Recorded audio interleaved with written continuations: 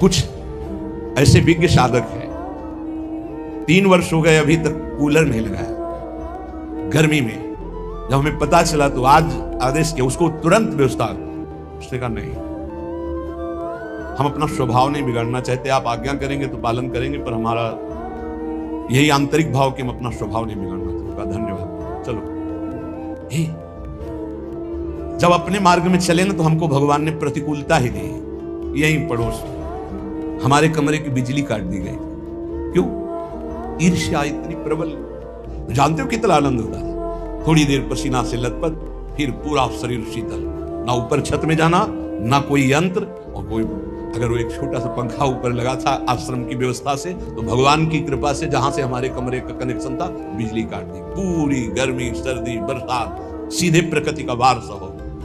देहातीत स्थिति में जो आनंद है वो इन सुविधाओं में नहीं है। नरक है सुविधाएं, नरक। पापी पुरुष भी एसी में बैठा है, पापी पुरुष भी। लेकिन तुम जिस एसी के लिए आए हो, हृदयर्पिते मधुपते स्मरतापम निर्वापयत परम शीतलमाश्रयामि, ये एसी चाहिए गोरे चरणारविंद की शीतलता की। हे वृंदावन, मेरे नासक जो ये घ्राणेन्द्रिय है, ये 2 हैं, इससे मुझे लाभ नहीं मिल रहा। लाख लाख कर दो जिससे मैं प्रिया प्रीतम के श्री अंग की गंध ले पाऊं। हे वृंदावन, मेरे लाखों काम दे दो जिससे मैं तुम्हारी महिमा सुनूं, प्रिया प्रीतम का यश सुनूं।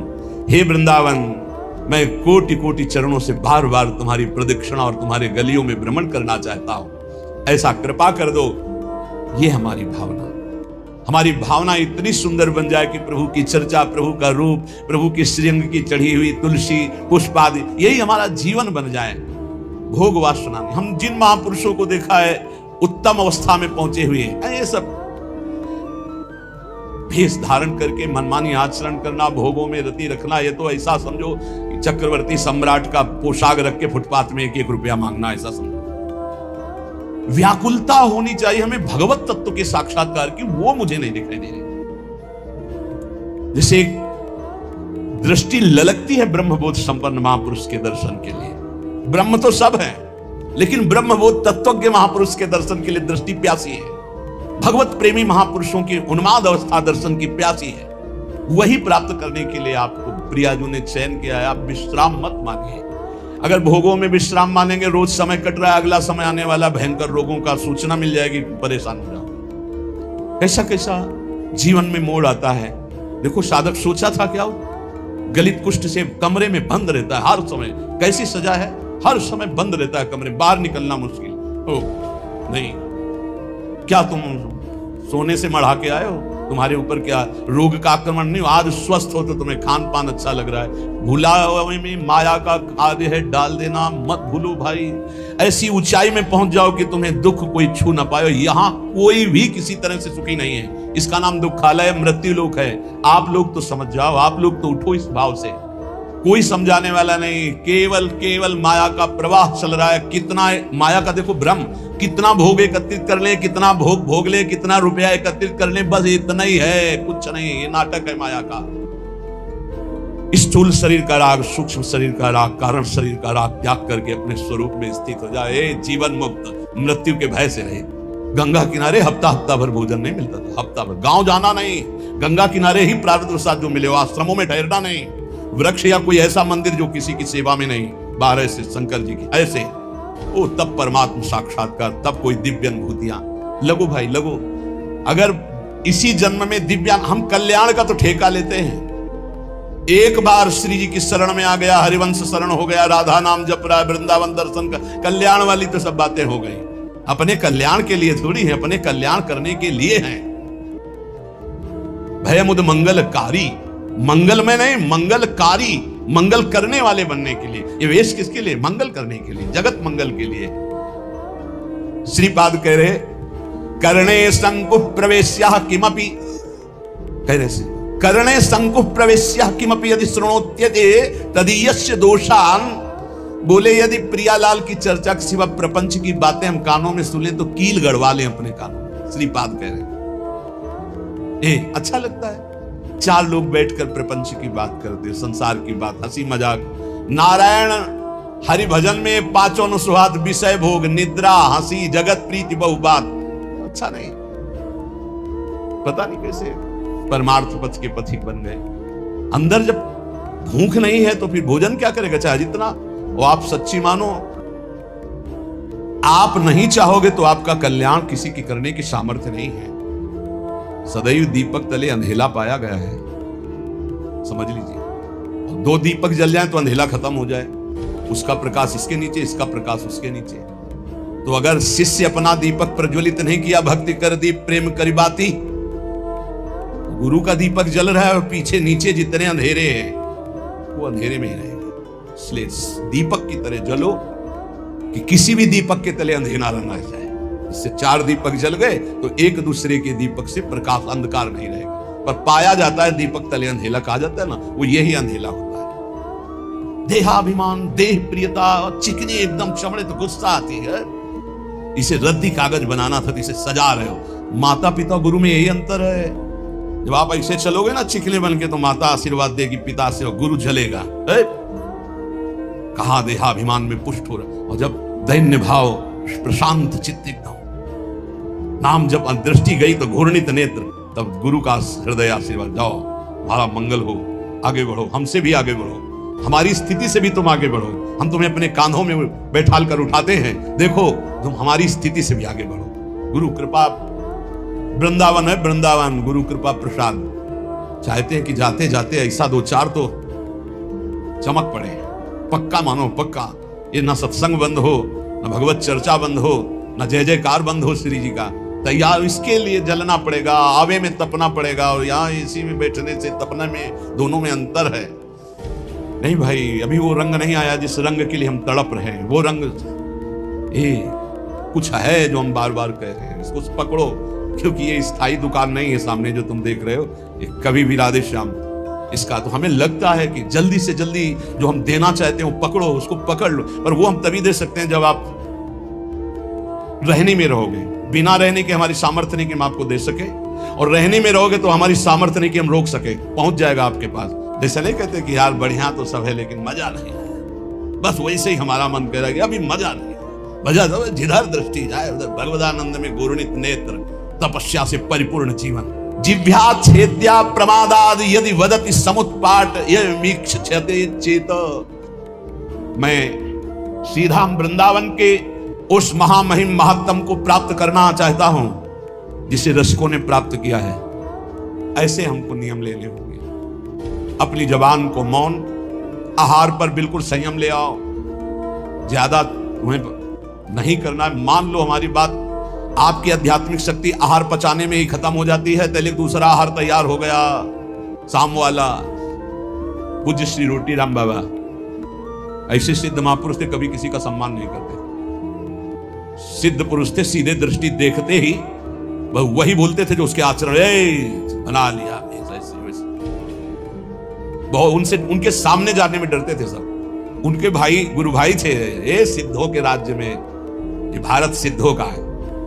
रोटी राम बाबा का 9 बजे का समय, कुटिया में गुफा थी उसमें जाते थे रात्रि के। 10-15 जने निज जन बैठे हुए थे। कहा, ए भाई आज हम जा रहे हैं। अब तो लगा कि रोज कुटिया गुफा में जाते, एक ऊपर झोपड़ी अंदर गुफा, और फिर निकलते थे दिन के 9 बजे, समाधिस्थ रहते थे। बोले जा रहे हैं भाई, तो सबको लगा कि गुफा में जा रहे हैं।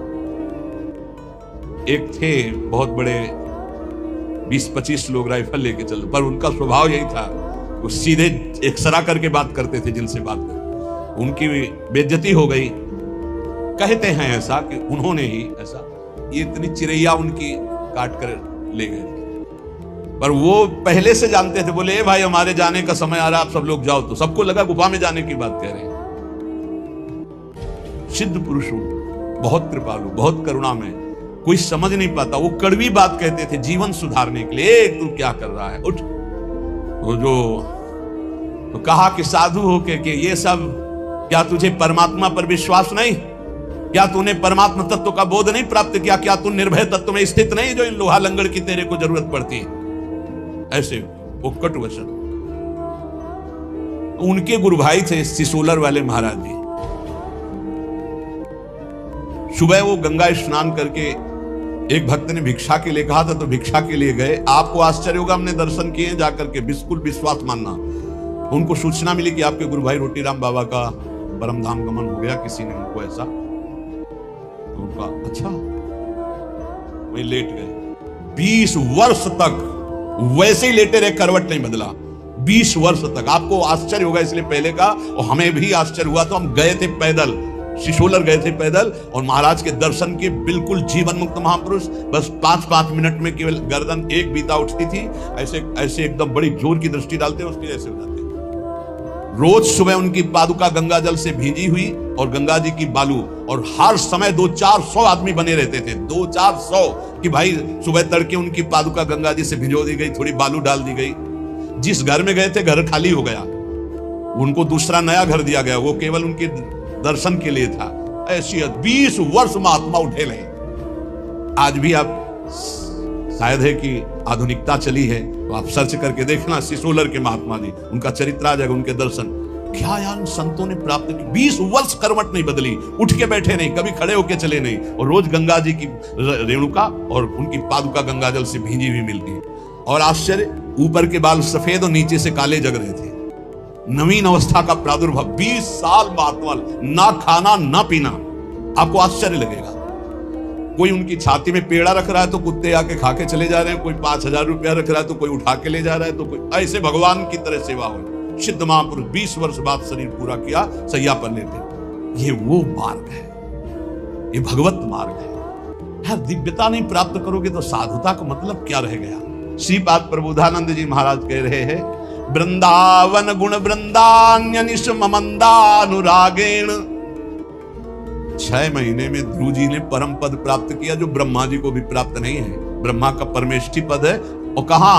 मथुरा में। और आप कहां हैं? वृंदावन में। मथुरा और वृंदावन में बहुत अंतर है। क्या अंतर है? मथुरा में भगवान की उपस्थिति मानी गई है, और वृंदावन में भगवान की सेवकाई मानी गई, प्रियाजू की उपस्थिति है, प्रेम स्वरूपा प्रियाजू। यहां अधीनता, जो महावर रचना कर रहे हैं श्री जी के चरणों में, वहां तो भगवान का ऐश्वर्य, चतुर्भुज महामहिम भगवान, और यहां प्रेम स्वरूप। यहां तो सिद्ध भूमि, यहां बहुत जल्दी भगवदानंद की प्राप्ति हो जाए, लेकिन हमसे अपराध ऐसे होते रहते हैं, ऐसी त्रुटियां होती रहती है कि हम भगवदानंद की अनुभूति नहीं कर पा रहे। ये बहुत ज्यादा समय नहीं है, फिर आगे समय ऐसा आने वाला है कि आप ना भजन कर पाएंगे, ना भगवत चर्चा सुन पाएंगे। पक्का मानिए, हम चिल्ला चिल्ला के कह रहे हैं।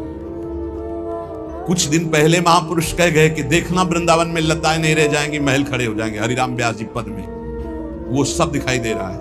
लताएं अंतर ध्यान, मयूर अंतर ध्यान होते चले जा रहे हैं, पशु पक्षी का कोलाहल अंतर ध्यान होता चला जा रहा है, ये बिल्डिंगें बनती चली जा रही।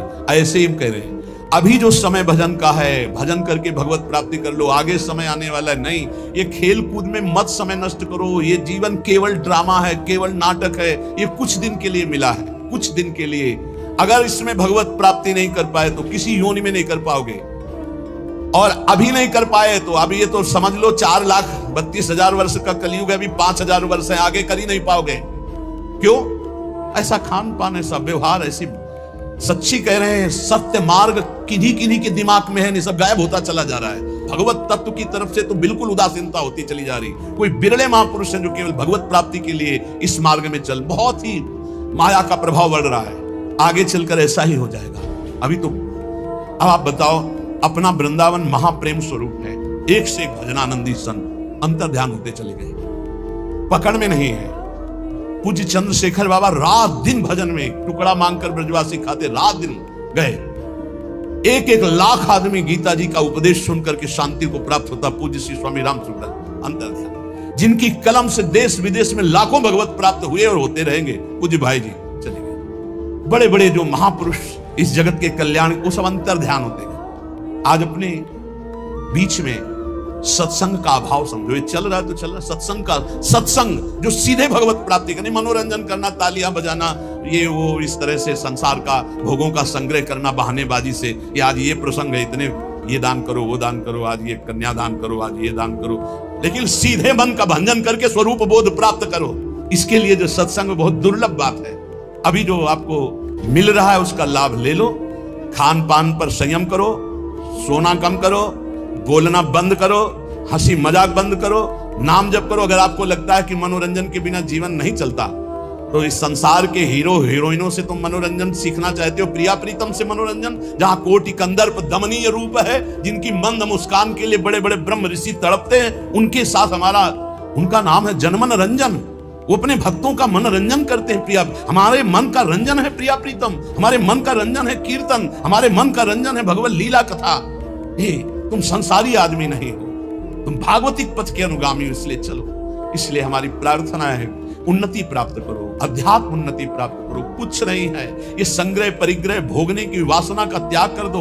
नहीं, ये रोज हमारा चिल्लाना कोई लाभ नहीं दे पाएगा। लाभ तभी होगा जब पहले तुम बदलो। जब तुम बदलेंगे तब हम हजारों को बदल सकते हैं, पक्का विश्वास करो। अगर तुम तेजो में नहीं होंगे तो हम परास्त हो जाएंगे। ये माया परास्त कर देगी। काम क्रोध लोभ मोह मद मत्सर, एकदम घुन्न शुंड बनो, एकदम पागल जैसे बनो। अपनी चित्त वृत्ति को निरंतर भगवदाकार में रखो। ये जितनी बाह्य सेवाएं, इनका फल है आंतरिक भजन। इनसे तृप्त मत हो। शरीर पवित्र होता है बाह्य सेवा करने से, मन पवित्र होता है भगवत चिंतन से, और स्वयं की अनुभूति होने से सब पवित्र हो जाता है। स्वयं से बढ़कर कोई तीर्थ त्रिभुवन में नहीं है। आत्म तीर्थ से बढ़कर कोई तीर्थ, जिसे आत्मबोध हो गया वो सब परम पवित्र हो जाता है। इसलिए भाई, हमारी हाथ जोड़कर सबसे प्रार्थना है, आज का सत्संग इसी पे केवल गया है। आप अपने कल्याण की चिंता तो छोड़ दीजिए।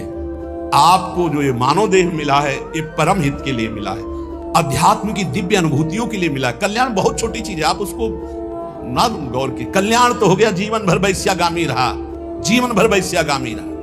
एक बार पुत्र के बहाने बुलाया नारायण तो उसका कल्याण हो गया। तुम जानबूझ के राधा बोलते तुम्हारा कल्याण नहीं हो जाएगा। लेकिन हमें इस पर नहीं टिके रहना। हमें खुद अनुभूतियां चाहिए, दिव्यानुभूति। जैसे ये महापुरुष दिव्य लीला देख रहे हैं, बड़े बड़े रसिक जन दिव्य लीला, तो हम क्यों नहीं देख सकते? हम क्यों नहीं दिव्य लीला में प्रवेश? हम कल्याण को लेकर बैठे रहे, हम दिव्यानुभूति, हम क्यों नहीं काम विजयी हो सकते? हम क्यों नहीं क्रोध विजयी हो सकते? हम क्यों नहीं अहम विजयी हो सकते? हमको ये देखना है। कल्याण तो हो गया है, कल्याण के विषय में तो हम वादा करते हैं, राधा राधा बोलते हो, कल्याण पक्का है। लेकिन इतने से हमें नहीं टिक जाना। हमें दिव्यानुभूतियों में, जिसमें हमारे गुरुजन, जिसमें महापुरुष, वहां तक पहुंचना है। तो हमें साथ दीजिए, आप लोग तैयार होइए। ये शरीर पोषण हमारा लक्ष्य नहीं है, हमारा लक्ष्य स्वरूप में स्थित होना, हमारा लक्ष्य भगवदानंद। बहुत धोखा है, बहुत धोखा। जो अपने शरीर के पोषण में रहकर के केवल आनंदित है कि बढ़िया खाने पीने को मिलता है, रहने को मिलता है, चाहे गृहस्थ हो चाहे विरक्त, बढ़िया दुल्हन मिल गई, भैया बढ़िया लड़का बच्चा हो रहे हैं, ये कोई खास बात नहीं। बहुत बार दुल्हन मिल चुकी है, बहुत बार संसार का खेल हो चुका है। एक बार नित्य दूल्हा दुल्हन मिले, प्रिया प्रिया, एक बार इनको देखना है। ऐसे देखना जैसे हम आपको देख रहे हैं। ऐसे मिलते हैं, ऐसे नहीं मिलते ध्यान में केवल मिल गए, ऐसे मिलते हैं। हम इसे ही मिलन समझते हैं, और छूते हैं, स्पर्श करते हैं, गले लगाते हैं, बात करते हैं, संभाषण करते हैं। हमें ऐसा भगवत साक्षात्कार चाहिए। कल्याण तो हो गया, हिसाब में तो कोई कमी नहीं होगी। तुम एक बार राधा वृंदावन में बोल दियो, एक बार वृंदावन आ गए हो, तुम्हारी दुर्गति नहीं होगी। लेकिन इतने से हमें क्या होना है? हमारा लक्ष्य है प्रिया प्रीतम का साक्षात्कार करना, ऐसे साक्षात्कार करना। खूब नाम जप करो, भगवदाश्रित रहो, आहार कम करो, सोना कम करो, बोलना बंद करो। अगर परमार्थ के मार्ग में चलना है तो प्रपंच की बातें सुनना बंद करो। श्री प्रबोधानंद पाद, भगवत ऋषि जी, गुरुजन, बड़े बड़े महापुरुष, आचार्य चरण इन्हीं बातों पर ज्यादा जोर दे रहे। रसना कटो जो अन रटो, निरख अन फुटो नैन, श्रवण फुटो जो अन सुनो, श्री राधा जस बहन। हमें थोड़ी तो यार निष्ठा धारण करनी चाहिए। जो मिला खा लिया, जो मिला सुन लिया, जो मिला देख लिया, जो मिला भोग लिया। यार ये प्रपंच नहीं, ये सब दिखावा, ऐसे कुछ नहीं होने वाला। कल जैसे एक प्रश्नकर्ता ने कहा, वो कोई चौपाई बताओ, कोई मंत्र बताओ, कोई नाम बताओ, दुख मिट जाए। हमको धोखे में नहीं रहना बिल्कुल नहीं है। क्यों? तुम कितनी चौपाई जपोगे, कितना मंत्र जपोगे? यहाँ बचपन से लगे किडनी फेल हो गई है, कितना? तुम धोखे में तुम्हें नहीं डरना चाहते। भगवान के बाप को दुख भोगना पड़ा है। वसुदेव जी ऐसे बंधे हैं, देवकी जी ऐसे बंधी है। वहां कौन रहा है? जगत उद्धार करने वाला। इसका नाम दुखालय है, इसका नाम मृत्यु लोक है। संपूर्ण दुख की जड़ को ही मार दो कि दोबारा जन्म ना हो। इसके लिए भजन करो, इसके लिए भजन। ये ना सोचो कि तुम्हें कोई चौपाई मिल जाए, कोई दोहा मिल जाए, कोई ये मिल जाए कि तुम उसको 10-20 बार जप लोगे, दुखों से मुक्त हो जाओगे। तुम 2-4 चौपाई दोहा की बात करते हो। यहां बाल्यावस्था में जब निकले थे ना, तो सुबह तड़के से बैठ जाते थे दीपक जला के, और 12-1 बजे तक बालकांड अयोध्या कांड एक साथ पूरा। समझते हो?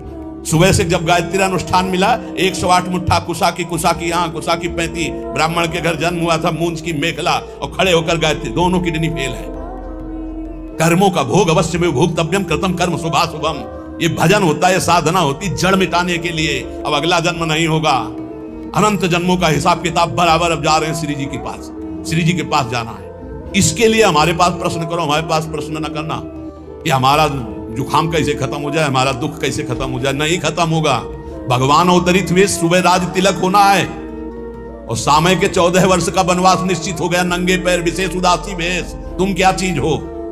तुम क्या चीज हो? भगवान का सुबह राज्याभिषेक होना, महान विपत्ति, दशरथ जी का मरण, महान सौभाग्यवती कौशल्या जी का सौभाग्य उजड़ जाना, अखिल लोक चूड़ामणि को नंगे पैर वनवास में विचरण। तुम क्या हो? तुम तो जीव हो, कर्म के अधीन हो। वो परमात्मा आया है। अगर छुप करके बाण बाली को मारा तो कृष्णावतार में अपने श्री चरण में बाण मरवाया और फिर अंतर ध्यान में अवश्य में भोक्तव्यम कृतम कर्म शुभाशुभम। नहीं बचोगे दुखों से। दुखों से ऊंचाई पर उठ जाओ। क्या भजन करके अध्यात्म की ऐसी ऊंचाई, इस शरीर में दुख है और आप भगवद आनंद में मगन हो। ये चुटपुट 2-4 चौपाई और 2-4 माला से माया पर विजय नहीं प्राप्त कर लोगे। रात दिन निरंतर भजन करो, उसका फल मांगो कि हमें भगवत साक्षात्कार हो जाए। तब दुख की जड़ नष्ट हो जाएगी। दुख की जड़ है आवागमन, दुख की जड़ है अविद्या, दुख की जड़ है शरीराभिमान। इसका नाश हो जाए। हमारे पास कोई औषधि नहीं है भाई, तुम्हारे चुट्ट वाली औषधि नहीं, सीधे औषधि है। जड़ से वृक्ष को उखाड़ के फेंक दो, इस संसार वृक्ष को। तुम्हें कभी दुख स्वप्न में नहीं आएगा। तुम्हारे शरीर में इस जन्म में दुख आएगा, लेकिन तुम ऊपर उठ जाओगे, दुख तुम्हें छू नहीं पाएगा। इसकी दवा है, इसकी दवा नहीं। इसीलिए हम एक दिन का सुना होगा सत्संग, यहां बोले थे कि है कोई तुम लोगों को बहुत ड्रामे पर और नौटंकी नाटक पर विश्वास है कि वो कलावा बांध दे, वो जंतुर बांध दे, वो छूछा कर दे। करे आके छूछा है त्रिभुवन में कोई? आओ, हमारे प्रियालाल से बढ़कर हो तुम, जिनकी हम शरण में हैं। उन्होंने विधान किया है तो तुम विधान में टाल दोगे? आओ, बोलो छू जाओ, नीचे करो, आओ, डायलिसिस खत्म। बढ़िया है, करो, आओ भाई। हमारी प्रार्थना है, अवश्यमेव भोक्तव्यम कृतम कर्म शुभाशुभम। तैयार हो जाओ अपने पाप कर्म को भोगने के लिए। तो बोले तुम फिर भजन किस बात का करवाते हो? तुम्हारे को आग लगेगी लेकिन छुएगी नहीं। आग चंदन से भी शीतल हो जाएगी, इसके लिए भजन करवा रहे हैं। इसके लिए नहीं करवा रहे कि तुम्हारे आग नहीं लगेगी। तुमने आग लगाई है तो तुम्हारे आग तो लगेगी, पर अब तुम्हें हम ऐसी ऊंचाई पर पहुंचाएंगे कि आंच नहीं लगेगी। ये वादा है। तुम्हारा पाप कर्म तुम्हारे शरीर को बाधित करेगा, लेकिन तुम नाम जप के आनंद में ऐसे ऊपर उठ जाओगे कि तुम्हें वो क्लेश नहीं दे पाएगा। सच्चाई का मार्ग सुन लो। ना कोई पैदा हुआ है ना कोई पैदा होगा कि तुम्हारे दुखों को मिटा दे। कान खोल के सुन लो। डरो इसीलिए पाप कर्म से। अवश्यमेव भोक्तव्यम, भोगना पड़ेगा शरीर से। तो ये भजन साधना किस काम की है? ये तुम्हें दुख से ऊपर उठाने के लिए है कि दुख तुम्हें छू नहीं पाएगा, पर आएगा नहीं। तो रामकृष्ण परमहंस जी के गले में कैंसर था और सिद्ध माता काली से बात करते थे। संपूर्ण शक्तियां उनके चरणों में लौटती थी, सिद्धियां। कौन कौन से हम तुम्हें सिद्ध महापुरुष की बात बताएं? इसलिए धोखे में न रहना कि किसी संत के पास जाएंगे, वो छू कर देगा, वो जंतुर बांध देगा, वो आशीर्वाद दे देगा। यही आशीर्वाद है, खूब नाम जप करो और इस जन्म के बाद अगला जन्म ना होए, ऐसे आचरण कर लो, ऐसी भक्ति कर लो कि तुम्हारे शरीर में दुख आवे तुम ऊपर उठ जाओ, तुम्हें छू ना पावे। तुम्हें सच्चाई की बात बता रहे हैं। शब्द वेदी बाण से श्रवण कुमार मरा तो उनके पिता ने कहा, जैसे मैं पुत्र वियोग में तड़प के मर रहा हूं ऐसे मरे गए। महाराज दशरथ जी वैसे ही मरे। राम जी गए तो हा राम पर पुत्र राम थे, इसलिए परम पद के अधिकारी हुए। बात हम तुम्हें खोल खोल के इसलिए बता रहे कि आप इस रहस्य को समझो। झूठ तमाशा नौटंकी नाटक में मत फंसो। भगवान के लिए तुम्हारा जीवन हुआ, इसका नाम दुखालय है, मृत्यु लोक है। यहाँ दुख और मृत्यु के सिवा कुछ नहीं। भजन करके भगवत प्राप्ति कर लो, यही सार्थक बात है। आज केवल आप ये दान कर दो तो तुम्हारे सारे दुख मिट जाएंगे। आओ हमारे पास, बोलो कौन सा दान करें, मिटाओ दुख हमारा। अगर दान से मिटता है तो तुम वस्तुओं के दान की बात करते हो। जीवन दान है। हम इसीलिए धज्जियां नाटक की उड़ाते हैं, इसलिए पाखंड की धज्जियां उड़ाते हैं, क्योंकि पूरा जीवन उसी में चले है। बोले तुम मिटा लेते अपना, तुम्हारा भजन था इसका, तो इसके मिटाने के लिए भजन नहीं था। जिसके मिटाने के लिए भजन था वो मिट चुका है, और उसी के बल से हम गर्जना कर रहे हैं। ये बनी है एक साइड में, कोई इनसे फर्क नहीं। वही हम सिखाना चाहते हैं, वही पवाना चाहते हैं। वही पालो जिसके पाने के बाद कुछ पाना बाकी नहीं, जिसके जानने के बाद कुछ जानना बाकी नहीं रहेगा। सदा सदा के लिए आनंद में निमग्न हो जाओगे, कोई दुख नहीं रहेगा। इसलिए प्यारे, प्रमाद मत करो, इधर उधर मत भटको, खान पान में मत फंसो, भोग विलासिता में मत फंसो। प्रियालाल के चरणों का आश्रय लेकर निरंतर भजन करते हुए भगवत प्राप्ति कर लो। यही जीवन का सार है, यही महामहिमा है। नहीं न जाने कितने भगवान के अवतार हो गए, आचार्यों के अवतार हो गए, हमारी दुर्गति नहीं बंद हुई। हमारी दुर्गति नहीं बंद हुई। आज भी कितने भगवत प्राप्त महात्मा, हमारी दुर्गति नहीं बंद हुई। तो हमको भजन करना पड़ेगा, हमको अपने आचरण सुधारने पड़ेंगे, हमको भगवत चिंतन के द्वारा अपना दुख मिटाना पड़ेगा। किसी के आशीर्वाद से लौकिक भोग मिल सकते हैं, भगवान नहीं। ये प्रवचन केवल करने से और सुनने से नहीं होगा, ये निरंतर नाम जप करने से होगा। जिसके चित्त में कामना, कामनाकृत कर्म और कर्मकृत कामना, ये सिस्टम ही खत्म हो जाता है। हर समय नाम जप में डूबा हुआ है, चित्त में और कुछ स्फुरण ही नहीं हो रहा।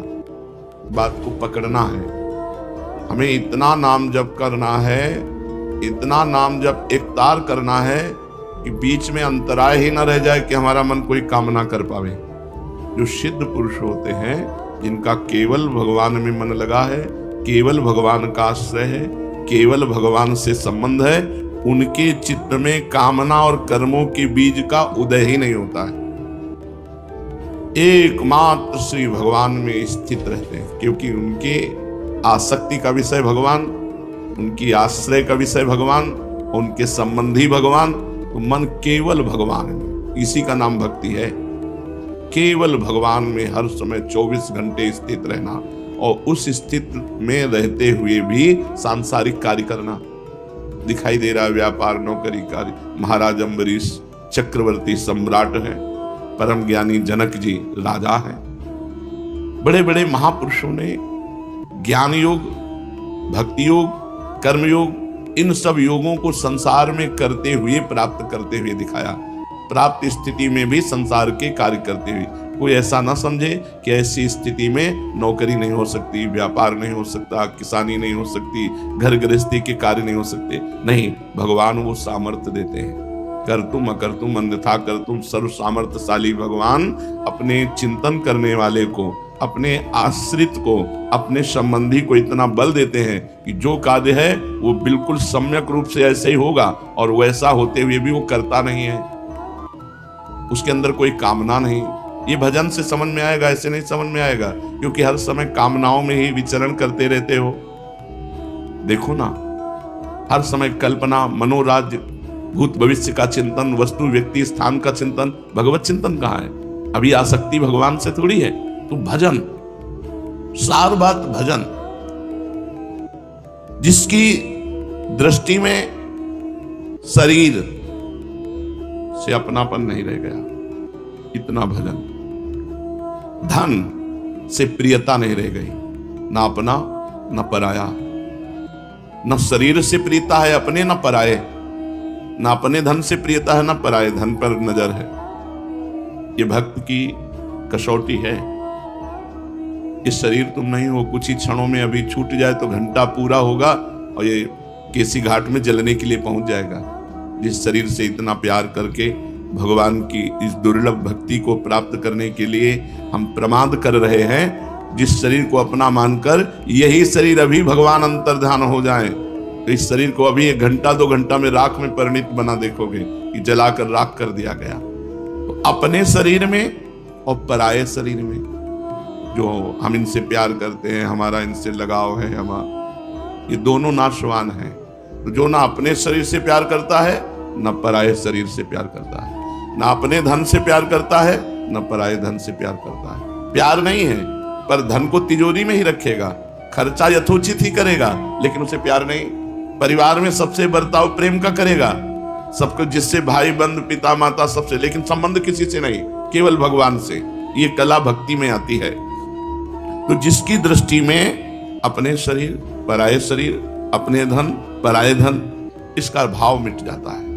ये भजन से मिटता है। जो सब प्राणियों में एकमात्र भगवान को देखता है, सम है, शांत है, वही उत्तम महाभागवत है। वही भगवान को प्राप्त हो रहा है, जिसके अंदर कामना नहीं है, कामनाकृत कर्म नहीं है, जो एकमात्र भगवान के आश्रय है, और जिसका अपने शरीर से प्रेम नहीं, दूसरों के शरीरों से अपनापन नहीं, अपने धन से कोई प्रेम नहीं, एकमात्र भगवान के नाम में प्रेम। और कैसा नाम में प्रेम कि जिस लक्ष्मी जी को देवता लोग अभी तक ढूंढ रहे हैं, अर्थात देवता भी जिन लक्ष्मी जी की चरण सानिध्य को प्राप्त करना चाहते हैं,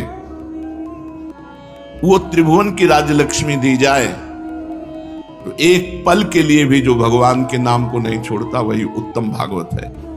निरंतर भगवान में इतना चिंतन में डूबा हुआ कि एक पलक झपकने के समय में भी भगवान का विस्मरण न हो। त्रिभुवन की राजलक्ष्मी देने पर भी जिन्होंने अपने मन इंद्रियों को वश में नहीं कर पाया है, उन देवताओं के लिए भी जो अभी ढूंढने की वस्तु है, भगवान के उन चरण कमलों से त्रिलोकी की संपत्ति के लिए, जो आधे निमेष के लिए भी अलग नहीं होते, लो त्रिभुवन की संपत्ति, और भूल जाओ भगवान को पलक झपकने के समय को, तो वो भक्त राजी नहीं होगा। उसे वैष्णव कहते हैं। जो विवशता पूर्वक जिनका नाम पुकार दे, राधा, हरि, गोविंद, तो सारे पापों का नाश कर देते हैं। ऐसे भगवान को जो अपने प्रेम संबंध से, प्रेम रूपी रस्सी से बांधकर अपने हृदय में रखते हैं, और एक हृदय ऐसा महल बन जाता है जहां से भगवान कभी एक क्षण के लिए नहीं छूटते, वो भगवान का महाभागवत है। महाभागवत कौन? जो इस तरह भगवान के भजन में लगा है, ना अपने शरीर की चिंता, ना पराये शरीर की चिंता, ना अपने धन की चिंता, ना किसी और के धन की चिंता, ना कोई कामना, ना कोई कामनाकृत कर्म। और हो सब रहा है, लेकिन कामनाकृत नहीं, भगवत प्रेरित कर्म हो रहा है। जो त्रिभुवन की राज्य लक्ष्मी देने पर भी आधे पल के लिए भगवान का स्मरण नहीं छोड़ता, एकमात्र भगवान का आश्रय, और जिनका भूल से कोई नाम पुकार दे तो सर्व पाप नष्ट हो जाते हैं। ऐसे भगवान के नाम का निरंतर जप करके प्रेम रस्सी से भगवान को अपने हृदय में बांध लिया, वो महाभागवत है। 3 बातें: आसक्ति केवल भगवान से, आश्रय केवल भगवान का, संबंध केवल भगवान से। कह रहे हैं जब ये तीनों भगवान के लिए ही होते हैं तो उसकी स्थिति एक बड़ी अलबेली होती है। उसके हृदय में दैन्यता रहती है, किसी साधन का अभिमान नहीं रहता। उस दैन्यता में प्रभु से पुकारता रहता है बीच में, नाथ मैं जैसा भी हूं आपका हूं। श्रीमद् भागवत में लिखा हुआ है, जो हर समय भगवान की कृपा का अवलोकन करता रहता है, मेरे ऊपर भगवान की बड़ी कृपा है, और दुख सुख को समान भाव से सह लेता है। जो शरीर से, मन से, वाणी से, हृदय से प्रतिपल भगवान की शरण में है, उसको परम पद ऐसे प्राप्त हो जाता है जैसे पिता की संपत्ति पर पुत्र का स्वयं अधिकार हो जाता है। गोस्वामी तुलसीदास जी महाराज एक भाव में कहते हैं कि जोग ना विराग जप, जाग तप त्याग व्रत, तीरथ न धर्म जानो, वेद विधि किमि है, तुलसी सो पोछना भयो है, नहीं हुए है कहूं, सोचे सब या के अग कैसे, प्रभु क्षमी है। प्रभु मेरे में ना तो जोग है, ना वैराग्य है, न जप है, न यज्ञ है, न तपस्या है, न त्याग है, न व्रत है, न मैं तीर्थ यात्रा की, न वेद विधि की क्रम को जानता हूं। मुझे ये अच्छे से पता है कि मेरे जैसा कोई नीच नहीं है, ना है, न था और न होगा। प्रभु सब लोग सोचते हैं कि ऐसे नीच के पापों का नाश कैसे होगा, जो न जोग, न विराग, न जप, न जाग, न तप, न त्याग, न व्रत, न तीर्थ, न वेद विधान, ऐसा जो पोच है, नीच है, सोचें सब याके अग कैसे प्रभु क्षमी है। प्रभु ऐसे के अपराध को कैसे क्षमेंगे। मैं डर नहीं रहा हूं, बहुत जो जोर की बात है उसे पकड़ना। मेरे तो न डरू रघुबीर, सुनो साची कहो, खल अनखई है तुम्हें सज्जन न गमी है। मैं प्रभु आपसे बात कर रहा हूं, मुझे डर नहीं है कि मेरे कोई साधन नहीं, मैं बहुत नीच हूं, मेरे जैसा न नीच था, न है, न होगा। दुष्ट लोग इस बात को सुनकर अन्न खाएंगे, लेकिन जो सज्जन जन है वो इस बात को समझेंगे। आप प्रभु तराजू लाइए और एक तरफ बैठा लिए ये जोग, विराग, जाग, तप, त्याग, व्रत, तीर्थ, धर्म, वेद विधान, इन सबको तौलिए जो इनका पालन कर रहे हैं, और एक तरफ तुलसी को तौलिए।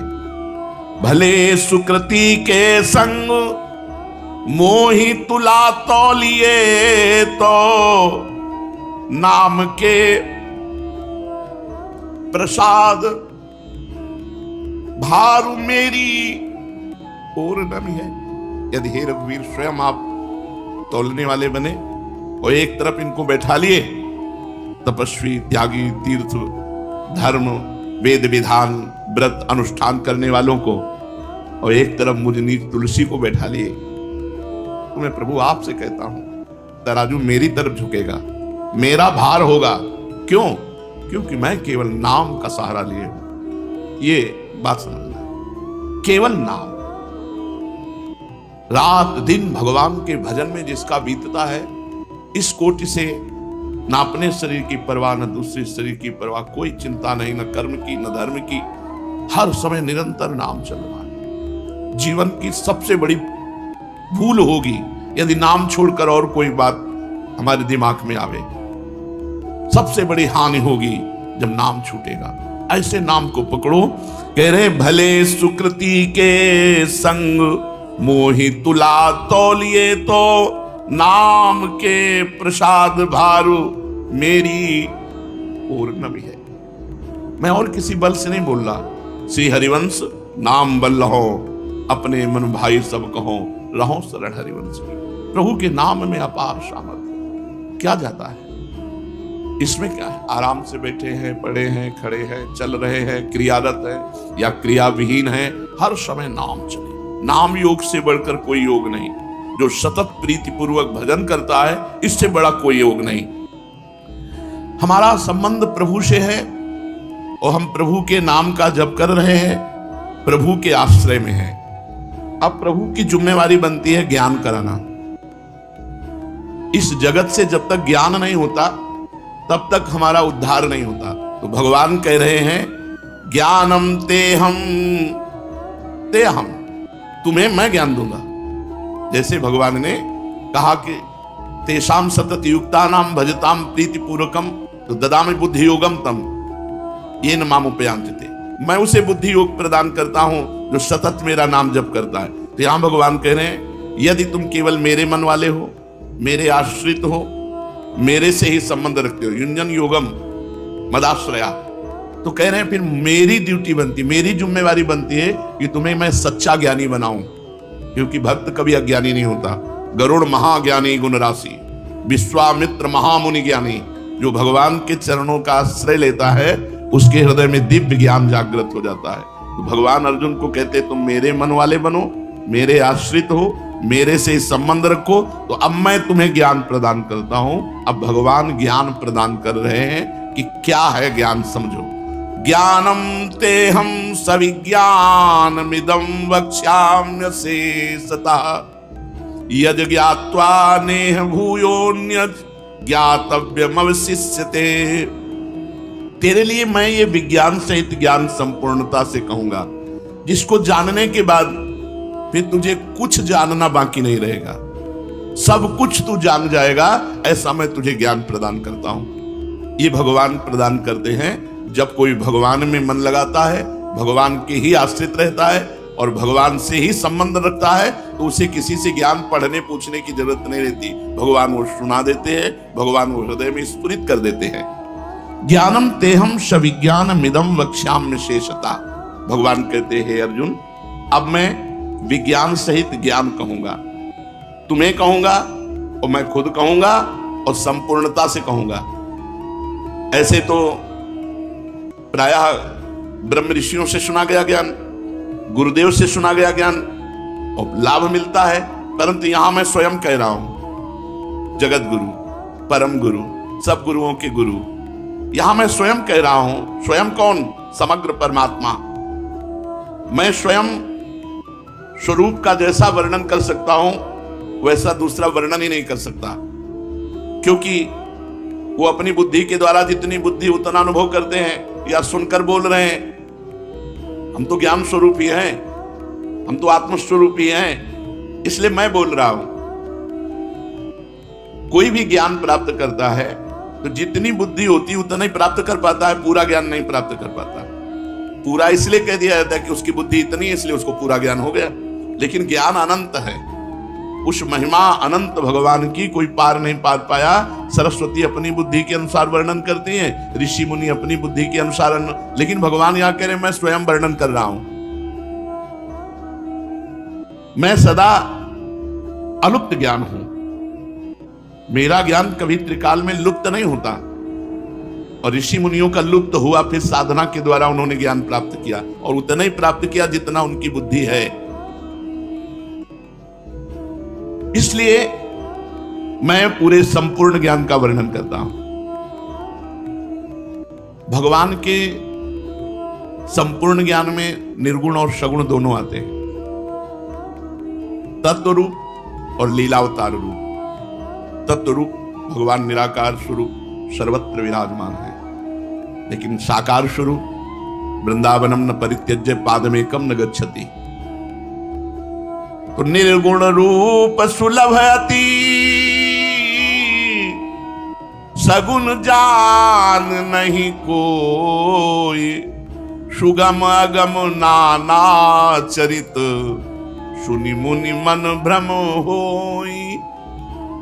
सगुण भगवान का जो प्रभाव है, ऐश्वर्य है, ये अनंत है, इसलिए कोई नहीं आज तक जान पाया। निर्गुण भगवान के तत्व रूप से तो ऋषियों ने जान लिया कि भगवान सर्वत्र हैं, लेकिन सगुण भगवान की कितनी लीला महिमा, बोले चरित्र सुनकर के बड़े बड़े मुनियों के मन में भ्रम हो जाता है। जब अंत नहीं तब उसको जानना मनुष्य की बुद्धि के बाहर की बात है, परंतु जो तत्व रूप से भगवान है उसको सुगमता से समझा जा सकता है। जैसे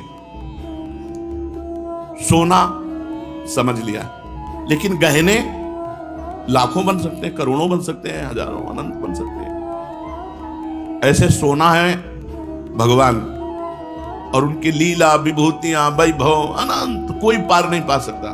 तो सोना है तत्व, तत्व रूप से जान लिया, सोने को जान लिया तो सब गहनों को जान लिया अपने आप।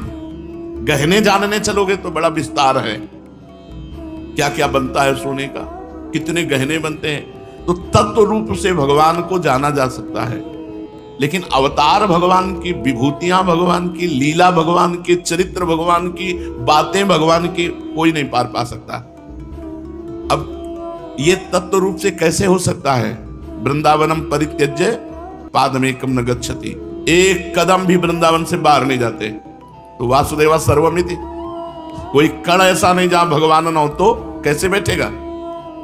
दोनों बातें बैठेंगी कैसे जब वृंदावन से एक कदम बाहर जाते नहीं, और सर्वत्र कोई कण ऐसा नहीं जहां भगवान ना हो। तो यहां दो बातें हैं, एक है तत्व, तत्व रूप से भगवान सर्वत्र हैं, लेकिन राधा किशोरी की गलवहियां डाले हुए जो लाल प्रिया है वो वृंदावन से बाहर नहीं। इनकी महिमा जानना अगम है, निर्गुण महिमा जानना सुगम है। कह रहे निर्गुण रूप सुलभ अति, सगुण जान नहीं कोई, सुगम अगम नाना चरित, सुनि मुनि मन भ्रम होई। इतना भ्रम हो जाता है, तत्व रूप से नहीं। तत्व रूप में भ्रम का प्रवेश नहीं होता, तत्व ज्ञानी को भ्रम नहीं होता, लेकिन अवतार चरित्र लीला सगुण रूप में बड़ा भारी भ्रम हो जाता है। कैसे? जैसे स्वयं जितनी भी बुद्धि सृष्टि में है, तो सबकी बुद्धि की अधिष्ठात्री देवी है मां भगवती। या देवी सर्वभूतेषु बुद्धि रूपेण संस्थिता, नमस्तस्यै नमस्तस्यै नमस्तस्यै नमो नमः। वही देवी जो सबकी बुद्धि के आधार हैं। जब राम जी को देखा कि हे खग हे मृग हे मधुकर श्रेणी, तुम देखी सीता मृग नयनी। हे खग मृग, हे पशु पक्षियों, हे वृक्ष लताओं, तुमने कहीं प्राण प्रिय जानकी को देखा? भगवान के अश्रु चल रहे हैं, भगवान विनय से पूछ रहे हैं। सबकी बुद्धि की आधार रूपा माता सती को भ्रम हो गया। जब भगवान शिव ने जय सच्चिदानंद परम धाम कह के भगवान राम को प्रणाम किया, तो सती जी को भ्रम हुआ कि अगर सच्चिदानंद तत्व हैं तो सर्वज्ञ होना चाहिए। सर्वज्ञ होकर के फिर ये खग मृग पशु पंछी लता वृक्षों से कैसे पूछ रहे कि तुमने मृगनयनी सीता को देखा है क्या? ये विरह में कैसे रो रहे हैं? अगर ये सच्चिदानंद नहीं है तो सच्चिदानंद भगवान शिव जय सच्चिदानंद कह के प्रणाम क्यों किया? भ्रम हो गया, भ्रम हो गया।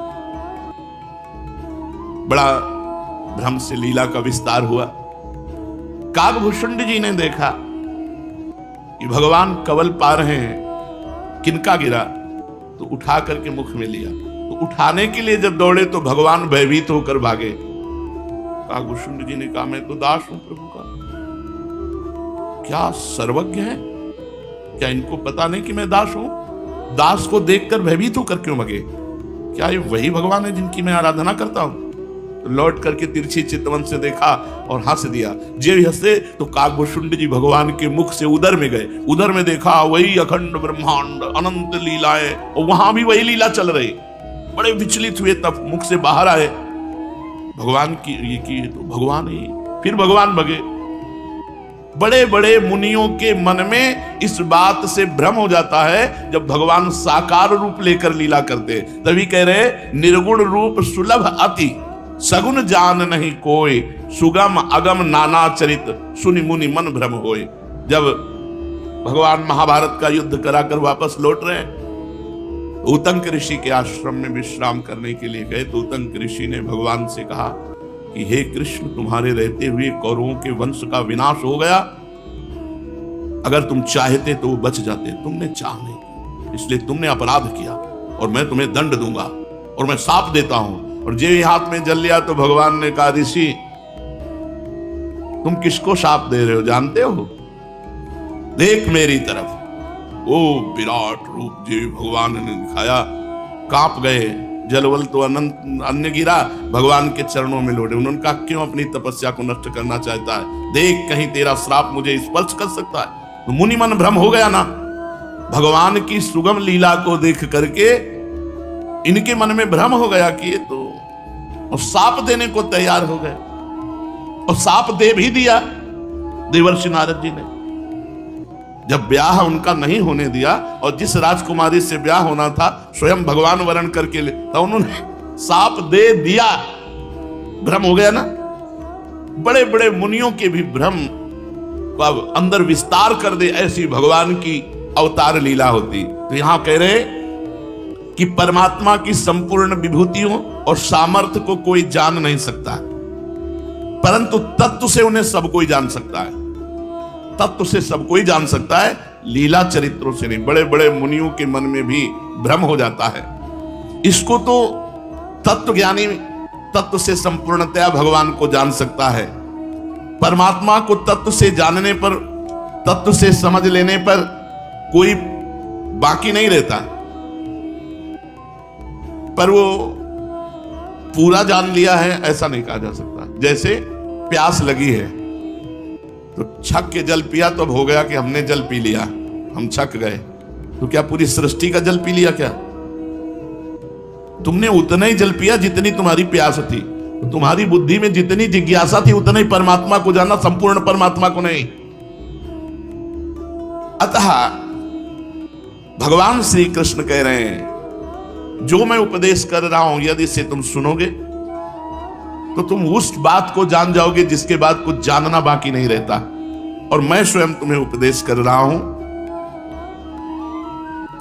संसार भगवान से पैदा होता है, भगवान में ही स्थित रहता है, भगवान में ही लीन हो जाता है। सबके महाकारण भगवान है और वो ज्ञान दे रहे हैं। तो भगवान के सिवाय कोई ऐसा ज्ञान अगर ऋषि मुनि भी देता है तो हम श्रद्धा से सुनते हैं, पर वो अनुभव करके बोल रहे हैं। और यहां तो स्वयं भगवान बोल रहे हैं। अब इस बात पर हमें विश्वास करना है जो भगवान बोल रहे हैं। भगवान पहले कह रहे हैं कि जो मैं ज्ञान देने जा रहा हूं या जो मेरी शरणागति है, मनुष्याणाम सहस्रेषु कश्चित् यतति सिद्धये यततामपि सिद्धानाम कश्चिन् मां वेति तत्वतः। हजारों मनुष्यों में कोई एक भगवत प्राप्ति के लिए प्रयत्न करता है, और प्रयत्न करते हुए उनमें हजारों में कोई एक सिद्ध होता है, और उन सिद्धों में कोई एक बिरला ही मुझे तत्व से जान पाता है। उस तत्व का ज्ञान मैं तुम्हें प्रदान करूंगा। भगवत प्राप्ति बड़ी दुर्लभ है। कौन भगवत प्राप्ति चाहता है? रुपया, पैसा, भोग, सामग्री, इसी में मगन और मृत्यु आती है। मनुष्य जीवन जो दिव्य मिला था वो खत्म, कुछ नहीं रह गया। मनुष्याणाम शास्त्रेषु कश्चित् यद्यति सिद्धये। हजारों मनुष्यों में कोई एक सत्संग सुनता होगा। सुनने वालों में कितने पकड़ते हैं? पकड़ने वालों में चलते कितने? और चलने वालों में कितने लड़खड़ा के गिर जाते हैं, कितने आगे चलते हैं? और उन चलने वालों में सिद्ध कितने होते हैं? और सिद्धों में कोई एक होता है जो तत्व का ज्ञानी होता है।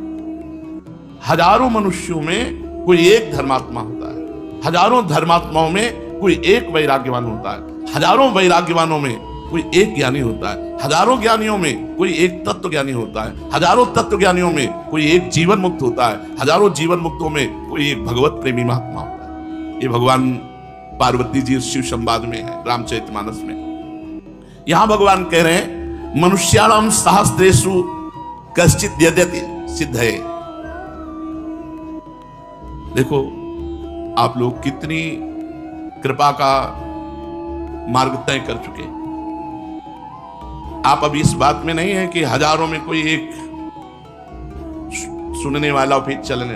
आप वृंदावन धाम में बैठे, यात्रा आपकी पूर्णता की तरफ जा रही है। आपको पता नहीं, ये लिफ्ट की यात्रा है जिसमें आप बैठे हैं। ये चलने वाली नहीं है। लिफ्ट की यात्रा में बस नंबर आते हैं। अगर नंबर ना हो, अच्छा इसमें नंबर नहीं, ये गुरु के पास है कि तुम कितने नंबर पे चढ़ गए। ये गुरु जानते, तुम्हें नहीं पता। क्योंकि तुम्हें पता हो जाएगा तो अभिमान हो जाएगा। इसलिए अध्यात्म में नंबर नहीं दिए गए कि आप कौन फ्लोर को क्रॉस कर चुके हैं। ये गुरु बताएगा। ये नंबर गुरु के पास है कि हमारा साधक ये इस ऊंचाई पर पहुंच गया है। और उस साधक से पूछो तो कहेंगे ये तो उनकी मंगलमयी दृष्टि सबके प्रति है। जैसे गोस्वामी जी ने कहा कि मेरे जैसा नीच ना था, ना है, न रहेगा। ये रहता है नंबर। जो भगवत प्राप्ति के मार्ग में अग्रसर होता है उसके हृदय में रहता है ये बात, मेरे जैसा न नीच था, न है, न रहेगा। पर अगर प्रभु आप तौलोगे तो आपके नाम के बल से हम ही ज्यादा मिलेंगे। ये भी बात कह रहे, आपके नाम के बल से हम ही ज्यादा मिलेंगे। ये बात रहती है। ये भगवत मार्ग की ऊंचाई पर आप चढ़े हुए। तो अब ये इन बात नहीं है कि आप इस श्लोक कि मनुष्याणाम शास्त्रेषु, कोई हजारों मनुष्यों में एक इस मार्ग में चलता है। तो आप समझो आप चलने पे नहीं हो, आप पहुंचने वाले हो। जीवन की यात्रा आश्रित हो गई। आश्रय जो है, जो भगवत शरणागति है, ये लिफ्ट की यात्रा है। दो मार्ग होते हैं, बगल में सीढ़ी है। अहंकारी को सीढ़ी पे चढ़ाया जाता है। चढ़ो, चढ़ते चढ़ते थक जाता है, फिसल जाता है, हाथ पैर भी टूट सकते हैं। लेकिन लिफ्ट वाला, और ये लिफ्ट अलौकिक है, बिजली जाने पे रुकेगी नहीं। अलौकिक जनरेटर की व्यवस्था अपने आप है। और इसमें बिगड़ने वाली लिफ्ट नहीं है। ये नामे भक्ता प्रणश्यति, करो सदा तिनके रखवारी, जिम भालक राखे मातारी। ये सीधे निकुंज के फ्लोर में खुलती है जाके। अच्छा आ गए, हमको तो पता ही नहीं चला। हमको तो पता ही नहीं चला और हम कहाँ आ गए। ये हम कहाँ आ गए? वृंदावन धाम। हमको तो पता ही नहीं चला। वृंदावन धाम का वास मिल रहा है, कोई छोटी मोटी बात। रात दिन प्रभु की चर्चा, नाम गुण लीला सब सुनने को मिल रही, जबरदस्ती सुनने को मिल रही। मन नहीं, फिर भी बैठो, सुनना पड़ेगा। नियम है, दिनचर्या में बैठना पड़ेगा तुम्हें। तो दिनचर्या में क्या? चतुरासी जी, सुधा निधि, भागवत चर्चा, नाम कीर्तन, यही दिनचर्या है। ठाकुर जी की रूप माधुरी को निरखो। मनुष्याणाम सहस्रेषु, हजारों मनुष्यों में कोई एक ऐसा है